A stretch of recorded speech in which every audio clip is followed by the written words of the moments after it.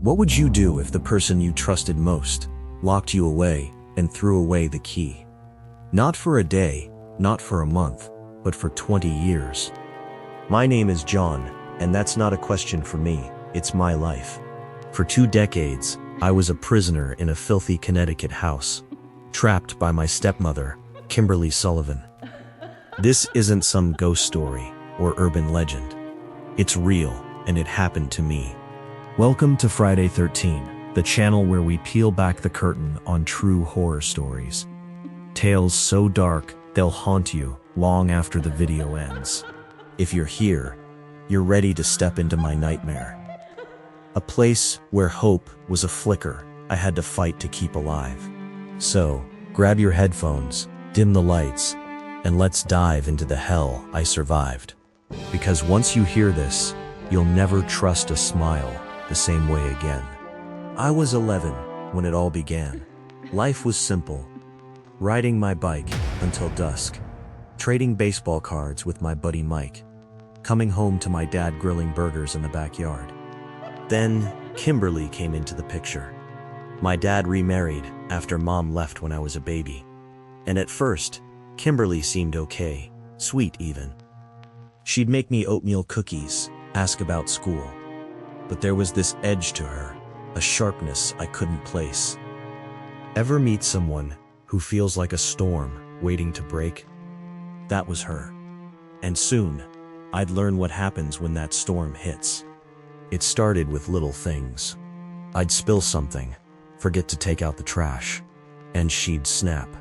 "You need to learn respect," she'd say, locking me in my room. At first, it was just a few hours, boring but bearable. Then it stretched to days. I'd bang on the door, yell for Dad, but he'd just say, "Listen to your stepmom, John." How does a kid fight back when the cage starts closing and no one else sees the bars? By the time I was 13, that room was my world. No windows, no fresh air, just 4 walls, a mattress that smelled like mold, and a bucket for, well, you can guess. Kimberly would slide 2 sandwiches through the door, peanut butter if I was lucky, tuna if she was mad, and a cup of water. That was it. I'd hear the TV blaring downstairs, her laughing with neighbors, like nothing was wrong. I went from a kid with dreams to a ghost in my own house, marking time with scratches on the wall. 365 years, 20 years total. Can you imagine your life shrinking to a 10 by 10 cell, your body starving while the world forgets you exist? She wouldn't even let me use a bathroom. I'd save soda bottles, pee into them, rig straws to drain it outside, through a tiny crack, just to keep from drowning in the stench. Locked in 22 hours a day, sometimes more. I'd hear her footsteps, her voice cutting through the door. "You're lucky I feed you at all." My body wasted away. By 32, I was 68 pounds, ribs poking through skin like a skeleton. What keeps you human when everything else is stripped away, and the only sound is your own heartbeat? And my dad died when I was 14, heart attack, gone in an instant. He was the last thread tying Kimberly to any kindness. After he was buried, she stopped pretending. "No one's coming for you now," she'd sneer, her voice dripping with venom. That photo of him was my lifeline. A snapshot from a fishing trip, him grinning with a trout. It reminded me of freedom, of a life before the locks. But it also lit a spark. I started dreaming of escape, breaking the door, running until my legs gave out. But how?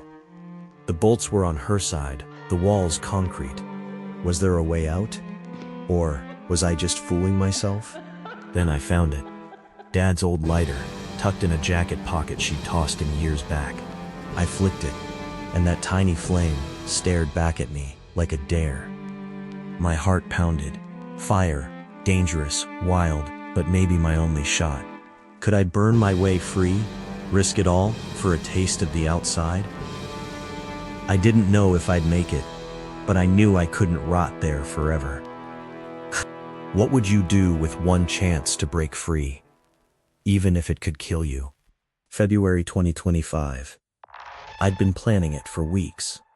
February 25. I'd been planning it for weeks. Kimberly's routine was clockwork. Wine at 9 p.m., passed out by 11. That night, I moved fast, stacked paper, splashed sanitizer, my hands trembling, but steady enough. I struck the lighter, and the fire exploded, hot, fast, eating the walls.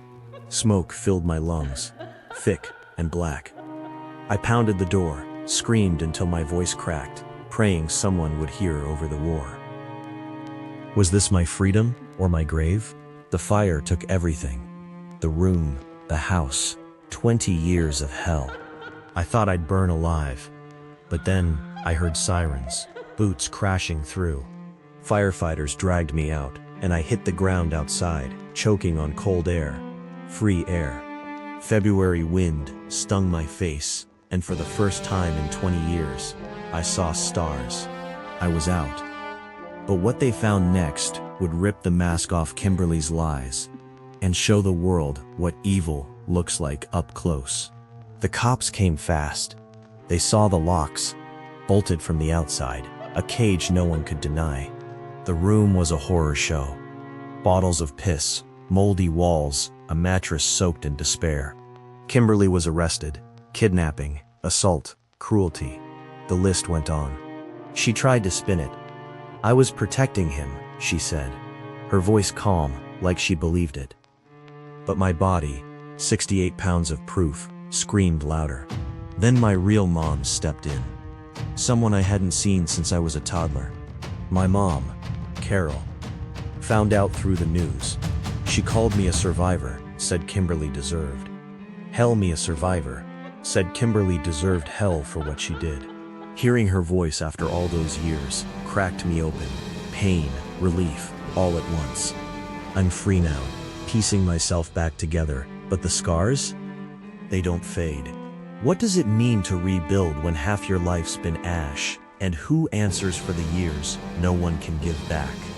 Why? This isn't just my story. It's a wake-up call. Evil doesn't always howl in the night. Sometimes it's pouring your cereal, waving to the mail, hiding behind a locked door. That's why Friday 13 exists, to shine a light on true horrors like this.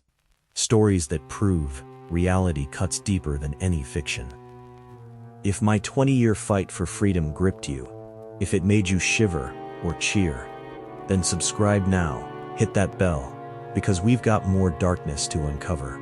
Drop your thoughts below. Ever known someone with a mask that slipped? Your story could be next.